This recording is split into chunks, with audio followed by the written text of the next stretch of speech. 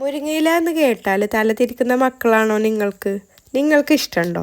എന്നാൽ എൻ്റെ മക്കൾക്ക് ഇഷ്ടമല്ല കേട്ടോ. അപ്പോൾ ഇന്ന് മുരിങ്ങൻ്റെ ഇല കൊണ്ട് ഒരു ചമ്മന്തി ഉണ്ടാക്കി നോക്കാം. അത് അവർ കഴിക്കുമെന്നും അറിയാലോ. ഒരു പാനിലേക്ക് വെളിച്ചെണ്ണ ഒഴിച്ചിട്ട് ചെറിയ ഉള്ളി, പച്ചമുളക്, വറ്റൽമുളക് ചതച്ചതാണ് ഞാൻ ചേർത്ത് കൊടുക്കുന്നത്. വറ്റൽമുളക് മുഴുവനായിട്ടുണ്ടെങ്കിൽ അത് ചേർത്താലും മതി. നന്നായിട്ടൊന്ന് വഴറ്റി കൊടുക്കാം.